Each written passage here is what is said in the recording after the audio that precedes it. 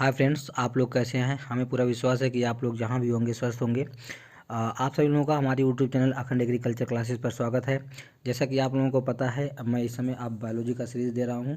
इसमें आज के इस टॉपिक में मैं आपको बायोलॉजी से संबंधित 100 महत्वपूर्ण क्वेश्चन लेकर आया हूँ, जो कि आपके यूपी कैडेट के लिए, बीएचयू के लिए और आईसीआर के लिए बहुत महत्वपूर्ण होगा। और भी जितने भी एग्ज़ाम होते हैं जिसमें बायोलॉजी सेक्शंस रहते हैं और उसमें बायोलॉजी पूछा जाता है, उन सभी एग्ज़ाम्स के लिए भी ये क्वेश्चन बहुत महत्वपूर्ण होगा। अतः आप लोगों से मेरा निवेदन है कि सबसे पहले तो आपको, अगर ये वीडियो पसंद आए, उसको लाइक करिएगा, वीडियो को पूरा देखिएगा, अंत तक देखिएगा, और जो क्वेश्चन आपको अच्छे लगे उसको अपनी नोट्स में नोट करिएगा। चलो हम लोग ज़्यादा समय न व्यतीत करते हुए स्टार्ट करते हैं। हमारा आज का जो पहला क्वेश्चन है, रक्तचाप मापने वाले यंत्र को क्या कहते हैं। तो आप लोगों को मालूम है कि रक्तचाप मापक यंत्र जो है स्फिग्नोमैनोमीटर्स होता है। आप लोग हमें कमेंट करके बताएंगे रक्तचाप की जो वैल्यू होती है वो कितनी होती है। अगले क्वेश्चन की तरफ हम लोग बढ़ते हैं। क्वेश्चन नंबर 2, रक्त का थक्का बनने तथा जमने में कौन सा विटामिन सहायक होता है। तो आप लोग जानते होंगे, रक्त को थक्का बनाने के लिए एक विटामिन है, विटामिन के सहायक होता है। और इसमें फाइब्रोनोजिन दिया हुआ है। एक्चुअली फाइब्रोनोजिन एक प्रकार का फाइबर होता है, ये भी रक्त के थक्का बनने में सहायक होता है। इसका जो आंसर होगा, क्योंकि विटामिन की बात कहा गया है तो इसमें विटामिन के होगा। इसको आप याद रखेंगे। जो अगर फाइबर की बात करते हैं तो इसमें फाइबर से होता। इस क्वेश्चन की तरफ हम लोग बढ़ते हैं। हमारा अगला क्वेश्चन है, ब्रोंकाइटिस, बुखार, खांसी तथा दमा से शरीर का कौन सा अंग प्रभावित होता है। आप सभी लोग जानते होंगे श्वसन का फेफड़े का संबंध सीधे हमारे श्वसन से होता है, और इस बीमारी से सबसे पहले फेफड़ा जो है प्रभावित होता है। तो हम लोग अगले क्वेश्चन की तरफ बढ़ते हैं। क्वेश्चन नंबर 4 है, प्रकाश संश्लेषण की क्रिया के दौरान जो प्रकाशीय ऊर्जा होता है, उस प्रकाशीय ऊर्जा का रूपांतरण किस में होता है। आप लोगों को मालूम है प्रकाशीय ऊर्जा का रूपांतरण रासायनिक ऊर्जा में होता है, और रासायनिक ऊर्जा जो है एटीपी के रूप में संचित होती है। किस रूप में संचित होती है? एटीपी के रूप में संचित होती है। अगला क्वेश्चन है, रक्त समूह की खोज किस वैज्ञानिक ने किया। तो आप लोगों को, हमें लगता है कि पूरा पहले से ही पता रहा होगा ये क्वेश्चन, और बहुत महत्वपूर्ण भी है। कार्ल एंड स्टीनर ने सबसे पहले रक्त समूह की खोज की 1902 में। अगला है, शरीर के ताप को कौन सी ग्रंथि नियंत्रित करती है। तो इसका आंसर है हाइपोथैलेमस। हाइपोथैलेमस आप लोग जानते होंगे, एक ग्रंथि है जो कि हमारे मस्तिष्क में पाई जाती है। ये जो है शरीर के ताप को नियंत्रित करती है। अगला क्वेश्चन है, एथलीट फुट नामक रोग किसकी कमी से के कारण होता है। तो आप लोग जानते होंगे फंगस के कारण होता है। एक फंगस होता है जिसके कारण ये होता है, और वो उस फंगस का नाम है टेनिया पेडीज। टेनिया पेडीज नामक फंगस से एथलीट फुट, जो लोग दौड़ते हैं, आप लोग जानते होंगे एथलीट्स होते हैं जो दौड़ते हैं, उनके पैरों में ये बीमारी हो जाती है फंगस की वजह से। तो ये आप याद रखेंगे, बहुत ज़्यादा महत्वपूर्ण क्वेश्चन नहीं है। अगला क्वेश्चन है, डीपीडी का टीका किस रोग के बचाव के लिए लगाया जाता है। तो डीपीडी का टीका डिप्थीरिया के लिए, टिटनेस के लिए तथा काली खांसी के लिए लगाया जाता है। तो इसका तीनों आंसर सही हो जाएगा। अगले क्वेश्चन की तरफ बढ़ते हैं।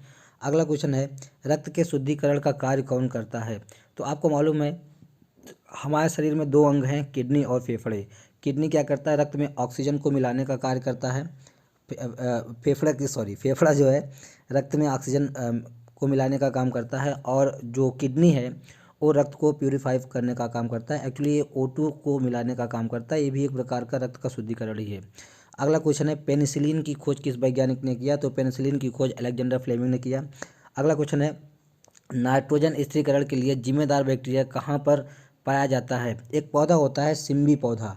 सिम्बी पादप एक दलहनी फसल है, इनके जड़ों पर पाया जाता है। इसके अलावा जितनी भी हमारी दलहनी फसल हैं, उन सभी दलहनी फसलों में नाइट्रोजन का स्थिरीकरण करने वाले बैक्टीरिया पाए जाते हैं। अगले क्वेश्चन की तरफ बढ़ते हैं। अगला क्वेश्चन है, क्वेश्चन नंबर 12 है, मनुष्य में लिंग निर्धारण किस पर निर्भर करता है। तो मनुष्य में लिंग का निर्धारण मनुष्य में एक क्रोमोसोम पाया जाता है, जिसका नाम है वाई गुणसूत्र। वाई गुणसूत्र के द्वारा मनुष्य में लिंग का निर्धारण किया जाता है।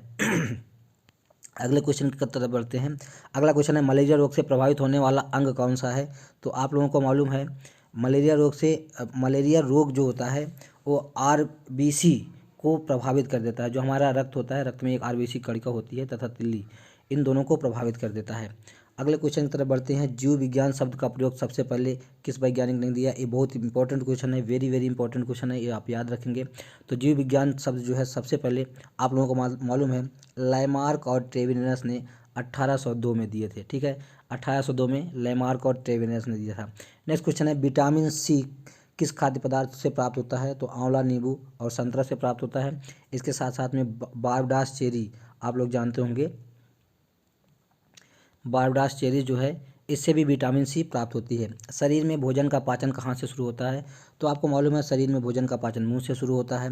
एक आप लोग जानते हो रिकेट्स नामक बीमारी होती है जो कि विटामिन डी की कमी से होता है।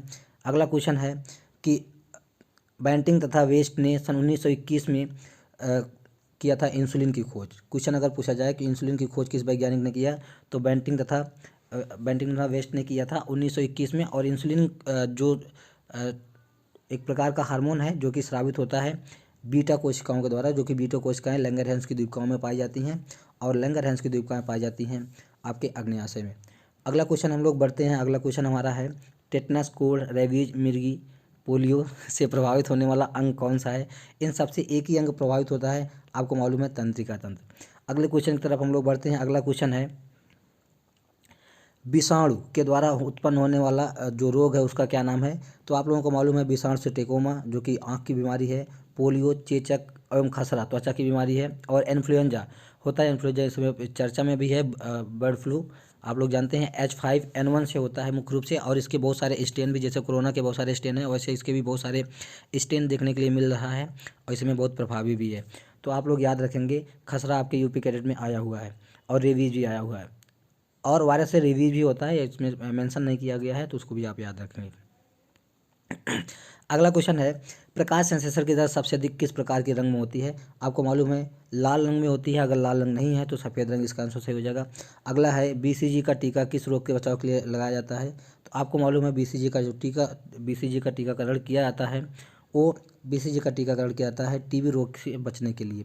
अगला है इंसुलिन का स्रावण कहाँ पर होता है? वही हमने बताया लैंगरहैंस की दीपिका के बीटा कोशिका द्वारा इंसुलिन का स्रावण किया जाता है। लार में मुख्य रूप से पाया जाने वाला एंजाइम आपको मालूम है, लार में जो मुख्य रूप से एंजाइम पाया जाता है उसका नाम टाइलिन है। ठीक है भैया। अगला क्वेश्चन है टीबिया नामक हड्डी कहाँ पर पाई जाती है? तो टीबिया नामक हड्डी आपको मालूम है टार्सस और टीबिया एक कॉकरोच में जनरली पाई जाती है। वैसे किसी भी जंतु के, जो ह्यूमन भी है, ह्यूमन के पैर में टीबिया नामक हड्डी पाई जाती है। आप लोग हमें एक कमेंट करके बताएंगे फ्रंटल नामक हड्डी किस शरीर के किस भाग में पाई जाती है। अगला क्वेश्चन है टाइफाइड हैजा लिखा हुआ है, एक्चुअली हेज लिखा हो गया है, तथा पेचिश रोग से प्रभावित होने वाला अंग कौन सा है? तो इन सबसे अंग जो है वो कौन सा अंग प्रभावित होता है? आंत प्रभावित होता है। तो हम लोग अगले क्वेश्चन की तरफ बढ़ते हैं। हमारा क्वेश्चन नंबर 27 है बच्चों के केसर कोर तथा मरासमस की बीमारी किस विटामिन की कमी से होता है? बहुत वेरी वेरी इंपॉर्टेंट क्वेश्चन है, आप लोग याद रखेंगे। ये जो दोनों बीमारियां यहाँ पे लिखी गई हैं दोनों बहुत इंपॉर्टेंट हैं और दोनों पूछ जाती हैं। ए प्रोटीन की कमी से होती है। अगला है लोहे की कमी से होने वाला रोग कौन सा है? तो आपको मालूम है लोहे की कमी मतलब आयरन की कमी से एनीमिया हो जाता है। विश्व का सबसे बड़ा फूल आपको मालूम है कौन सा है? फ्लावर रेफलेशिया है, सभी को पता है। वनस्पति विज्ञान का जनक किसे कहा जाता है? वेरी वेरी इंपॉर्टेंट क्वेश्चन है, कई बार यूपी कैडेट में आया है। वनस्पति विज्ञान का जनक थियोफ्रस्टस है। नेक्स्ट क्वेश्चन की तरफ हम लोग बढ़ते हैं। हमारा अगला क्वेश्चन है नेक्स्ट क्वेश्चन है शुद्ध जल का पीएच कितना होता है? तो बहुत सिंपल सा क्वेश्चन है, 7 होता है। उसके बाद विटामिन B12 का रासायनिक नाम साइनोकोबालामिन होता है। तो ये हो गया, ये क्वेश्चन हो गया। अगला क्वेश्चन है थायराइड ग्रंथि कहाँ पाई जाती है? तो गले में पाई जाती है। वसा को पाचन करने वाले में सहायक एंजाइम कौन सा है? लाइपेज नामक एंजाइम जो है वसा के पाचन में सहायता प्रदान करता है। अगले क्वेश्चन की तरफ बढ़ते हैं। हमारा अगला क्वेश्चन है रक्त में हीमोग्लोबिन, क्वेश्चन नंबर 35, रक्त में हीमोग्लोबिन बनने के लिए कौन सा तत्व आवश्यक है? तो लोहा, आप लोगों को मालूम है आयरन जिसको कहते हैं, ये रक्त में थक्का बनने के लिए आवश्यक होता है। अगले क्वेश्चन की तरफ बढ़ते हैं। अगला क्वेश्चन है रक्त का लाल रंग किसके कारण होता है? हीमोग्लोबिन के कारण होता है। और नेक्स्ट क्वेश्चन है मिट्टी के बिना पौधे की वृद्धि की प्रक्रिया क्या कहलाती है? आपको मालूम है बिना मृदा की जो खेती होती है उसको हाइड्रोपोनिक्स या एरोपोनिक्स भी कहते हैं, आपको मालूम है एरोपोनिक्स। ठीक है, आप इसको याद रखेंगे। नेक्स्ट है अब क्वेश्चन नंबर 38। क्वेश्चन नंबर 38 कह रहा है कि कौन से विटामिन वसा में घुलनशील है? तो आपको मालूम है विटामिन मुख्य रूप से घुलनशीलता के आधार पर 2 प्रकार के होते हैं, वसा में घुलनशील विटामिन तथा जल में घुलनशील विटामिन। तो जल में घुलनशील जो विटामिन है वो B और C है, और उसके अलावा ए, डी, ई और के जो है वो वसा में घुलनशील विटामिन है। अगला क्वेश्चन है लार का पीएच कितना होता है। लार हल्का अम्लीय होता है लार, इसलिए लार का पीएच 6.5 होता है। केंद्रक की खोज आपको मालूम है रॉबर्ट ब्राउन ने किया हुआ है। अगले क्वेश्चन की तरफ बढ़ते हैं। हमारा अगला क्वेश्चन है सेब का खाया जाने वाला भाग मांसल पुष्पासन जिसको थैलमस भी कहते हैं। थैलमस, सेब का खाया जाने वाला भाग थैलमस है।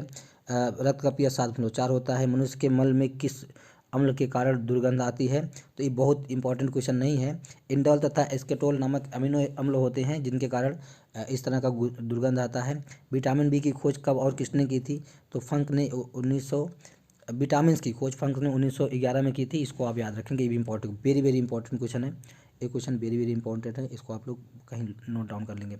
अगला है मानव शरीर की सबसे बड़ी ग्रंथि क्या है। यकृत। हमने आपको बताया है कि अगर यकृत ऑप्शन में है तो यकृत है, नहीं तो थायराइड होता है, आपको मालूम है। अगला क्वेश्चन है मनुष्य में प्रतिदिन कितना लार स्रावित होता है। तो 1.5 लीटर लार स्रावित होता है, इसको लिख लेंगे। अगला क्वेश्चन है आनुवांशिकता के जनक ग्रिगर जार्मेंडल हैं। सत्य फल अंडाशय से विकसित होता है। गाय का गर्भकाल 284 दिन होता है। नेक्स्ट है विटामिन डी की खोज किस वैज्ञानिक ने किया। तो होपकिंस ने किया है विटामिन डी का खोज, इसको आप याद रखेंगे होपकिंस। हमारा 50 क्वेश्चन पूरा हुआ। आप लोगों से पुनः मैं आग्रह करूंगा कि ये वीडियो पूरा देखिए, बहुत अच्छा क्वेश्चन इसमें रखा गया है। सभी बच्चे इसको ध्यान से देखेंगे और जो क्वेश्चन इंपॉर्टेंट है उसको आप लोग नोट भी करेंगे। एक क्वेश्चन इसमें से कुछ कोई न लगभग 4 से 5% क्वेश्चन आपके यूपी कैडेट में आने वाले हैं। तो अगले क्वेश्चन की तरफ बढ़ते हैं। आपका अगला क्वेश्चन है विटामिन ई का रासायनिक नाम क्या है। तो विटामिन ई का रासायनिक नाम है टोकोफेराल। यकृत में संचित तथा मछली के लीवर में कौन सा विटामिन होता है। विटामिन ए होता है। मनुष्य अगला क्वेश्चन है मनुष्य का हृदय सामान्य धड़कन कितनी होती है। तो 72 बार होती है 1 मिनट में, ठीक है भैया। नेक्स्ट क्वेश्चन है, अगला क्वेश्चन है गुर्दे का भार आपको मालूम है 150 ग्राम होता है। मनुष्य के गुर्दे का भार जो होता है वो 150 ग्राम होता है, ठीक है। गुर्दे का भार 150 ग्राम। कौन सी ग्रंथि इंसुलिन स्रावित करती है। अग्न्याशय, आप जान ही रहे हैं। अग्न्याशय तथा वृक्क, अग्न्याशय और वृक्क जो है कैसी ग्रंथि है। ये ऐसी ग्रंथि है जो मिश्रित ग्रंथि के अंतर्गत आती हैं। आपको मालूम है गलसूहा रोग जिसमें गला में सूजन आ जाती है होने से कौन सा अंग प्रभावित होता है। तो आपका थायराइड जो ग्रंथि है जो गले में पाई जाती है वो प्रभावित हो जाती है। आँखों में बाहर से पड़ने वाले प्रकाश को नियंत्रित कौन करता है। तो ये बहुत इंपॉर्टेंट वेरी वेरी इंपॉर्टेंट है। आयरिस करता है। विटामिन ए की कमी से रतौंधी होता है, ये भी बहुत इंपॉर्टेंट क्वेश्चन है। फूलों का अध्ययन एंथोलॉजी कहलाता है। नेक्स्ट क्वेश्चन की तरफ बढ़ते हैं। कौन प्रोटीन के पाचन में सहायक होता है। तो एक एंजाइम है ट्रिप्सिन, पेप्सिन, प्रोटीएज, ये सब बहुत सारे एंजाइम है जो कोई प्रोटीन के पाचन में सहायक होते हैं। विटामिन ए मुख्य रूप से अंडा, गाजर तथा दूध में पाया जाता है। विटामिन ए गाजर में भी प्रचुर मात्रा में पाई जाती है। नेक्स्ट है चिकित्सा विज्ञान का जनक, बहुत वेरी वेरी इंपॉर्टेंट क्वेश्चन है, इसको आप याद रखेंगे। चिकित्सा विज्ञान के जो जनक हैं हिप्पोक्रेट्स हैं, बहुत इंपॉर्टेंट क्वेश्चन है। मूत्र का रंग पीला किसके कारण होता है। यूरोक्रोम नामक वर्णक के कारण होता है। इसको भी आप याद रखेंगे। मूत्र का रंग पीला यूरोक्रोम नामक वर्णक के कारण होता है। वाटसन एवं क्रिक ने 1953 में खोज की थी। किसका खोज किया था भैया इन्होंने, ऊपर क्वेश्चन शायद छूट गया। डीएनए का डबल हेलिक्स मॉडल की खोज जो है वाटसन और क्रिक ने किया था 1953 में। हमारे बच्चे जानते होंगे, एक्चुअली अब मैं भी बायोलॉजी का टीचर हूँ तो बहुत सारे बच्चे को बताया भी गया है, सारी चीज़ें सारे बच्चों को बताया गया है। एक बार फिर से रिवाइज हो जा रहा है उनका। अगला है कोशिका की खोज किस वैज्ञानिक ने किया। तो ये भी क्वेश्चन बहुत ज़्यादा पॉपुलर है, पूछा जाने की संभावना है।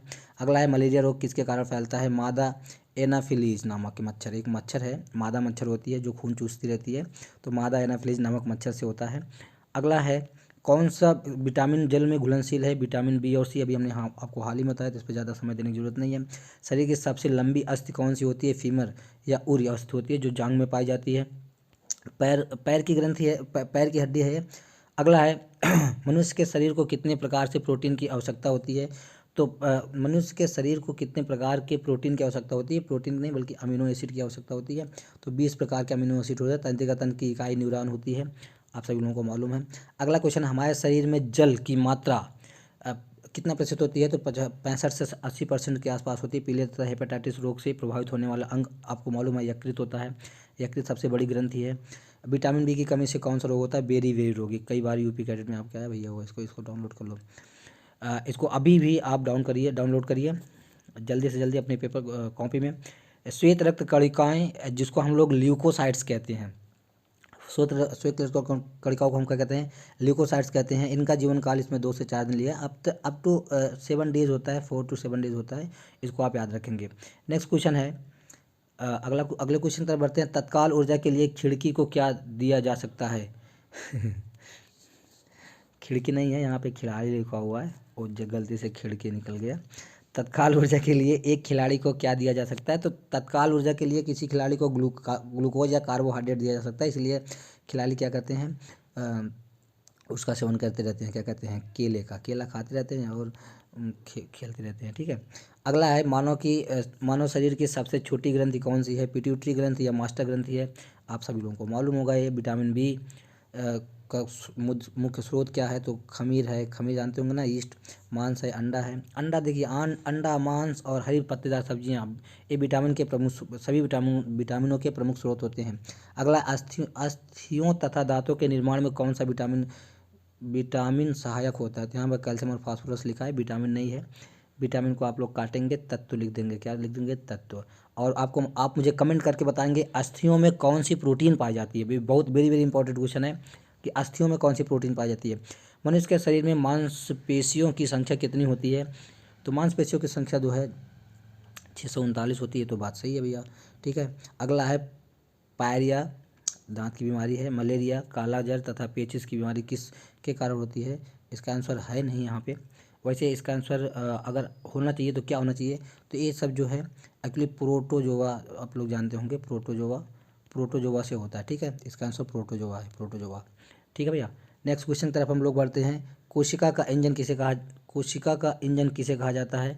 तो कोशिका का ईंधन होना चाहिए। तो कोशिका का ईंधन एक ग्लूकोज को कहते हैं। विटामिन सी की खोज किसने की?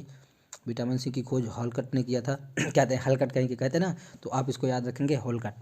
प्रोटीन का सबसे पहले प्रयोग किसने किया था? जे बर्जीलियस ने किया था। ठीक है, प्रोटीन शब्द का सबसे पहले प्रयोग, मतलब बर्जीलियस ने प्रोटीन शब्द दिया हुआ। अगला है, कीमोथेरेपी का उपयोग किस बीमारी के इलाज के लिए किया जाता है? कैंसर के लिए। ये भी बहुत इंपॉर्टेंट क्वेश्चन है। अगला, लाल कणिकाओं आरबीसी का मुख्य कार्य क्या है? आपको मालूम है शरीर के प्रत्येक कोशिका में ऑक्सीजन पहुंचाने का काम ये करती है ना। जो लाल कणिकाएं होती है, इसमें हीमोग्लोबिन होता है। हीमोग्लोबिन जो है फेफड़े में आता है, फेफड़े में आकर ऑक्सीकृत हो जाता है। ऑक्सीकृत होने के बाद वो फेफड़े से जो है हार्ट में जाता है और हार्ट से सभी अंगों को जो है धमनियों के द्वारा प्रोवाइड किया जाता है। अगला है, क्रोमोजोम का नामकरण किस वैज्ञानिक ने किया? हाँ ठीक है, वाल्डियर ने किया था। क्रोमोजोम का नामकरण वाल्डियर ने 1888 में। ठीक है, 1888 में। नेक्स्ट क्वेश्चन है कि लाल उधिर कणिकाओं का कब्रगाह किसे कहा जाता है? तो आपको मालूम है लाल उधिर कणिकाओं का जो कब्रगाह कहा जाता है वो प्लीहा को कहा जाता है। किसको कहा जाता है भाई? प्लीहा को कहा जाता है। अगला है, मनुष्य का वैज्ञानिक नाम होमोसेपियंस है। अलग अलग रहेगा दोनों। मनुष्य का वैज्ञानिक नाम होमोसेपियंस। मनुष्य के शरीर की सबसे बड़ी कोशिका कौन सी है? तंत्रिका कोशिका है। ये भी पता है। कौन सा रुधिर वर्ग सर्वग्राही होता कहलाता है? तो सर्वग्राही भिखमंगा कणिका, ये भी है। अगला है, एड्स की बीमारी किस टेस्ट के द्वारा होती है? तो एड्स की जो बीमारी का पता लगाते हैं हम लोग, वो हम एलिसा टेस्ट के द्वारा लगाते हैं, एलिसा के टेस्ट के द्वारा लगाते हैं। मनुष्य के शरीर में हड्डियों की संख्या, गलत हो गया, 206 होती है। कितनी होती है भैया? 206। विटामिन ए का रासायनिक नाम रेटिनॉल। प्रोटीन संश्लेषण की क्रिया कहाँ होती है? तो राइबोसोम। आपको लोगों को मालूम है राइबोसोम को प्रोटीन की फैक्ट्री कहा जाता है। मनुष्य के मस्तिष्क का सबसे बड़ा भाग क्या कहलाता है? ये सेरेब्रम कहलाता है। और इसी में सारी चीज़ें जो है स्टोर होती हैं। रैम की तरह ये काम करता है। किसकी तरह? रैम, मेमोरी की तरह ये काम करता है हमारा सेरेब्रम। ठीक है भैया, सेरेब्रम जो है वो मेमोरी की तरह कार्य करता है, इसको आप याद रखेंगे। ठीक है, अगला क्वेश्चन है 96, स्पॉन्डिलाइसिस बीमारी से शरीर का कौन सा अंग प्रभावित होता है? आप लोग जानते हैं जिसको स्पॉन्डिलाइसिस हो जाता है उनके सही से बैठ नहीं पाते बहुत देर तक, उनका जो बैक बोन होता है वो प्रभावित हो जाता है। तो इसका आंसर हो जाएगा मेरुदंड। हड्डियों तथा दांतों को स्वस्थ रखने में सहायक अकार्बनिक पदार्थ क्या है? तो आंसर है फ्लोरीन। अगला क्वेश्चन है, HIV का पूरा नाम क्या है? तो ह्यूमन इम्यूनो वायरस कहते हैं। ठीक है, अगला है, पित्तरस का निर्माण कहाँ होता है? पित्तरस का निर्माण कहाँ होता है? तो पित्तरस का निर्माण यकृत में होता है। और आपको ये बताना है, पित्तरस का पित्ताशय में होता है और यकृत में भी होता है। आप लोगों को ये बताना है पित्तरस का pH कितना होता है, कमेंट करके बताइएगा।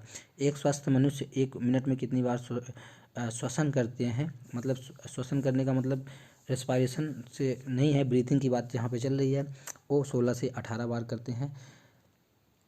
बस यहीं पे हमारा ये जो वीडियो है कंप्लीट हुआ। आप सभी लोग मेरे इस चैनल पे अगर नए हैं तो चैनल को ज़रूर सब्सक्राइब करिएगा, और सब्सक्राइब करने के साथ साथ अगर आपको ये वीडियो पसंद लगे तो प्लीज़ आप इस वीडियो को लाइक ज़रूर करिएगा, और अपने एजुकेशनल ग्रुप में इसे शेयर करने का प्रयास करिएगा। आप लोग नज़रअंदाज ना करिए, ये आप लोगों से मेरी रिक्वेस्ट है, और रिक्वेस्ट के साथ साथ ये आर्डर भी है। आप इतना तो मेरे लिए कर सकते हैं। ओके, धन्यवाद।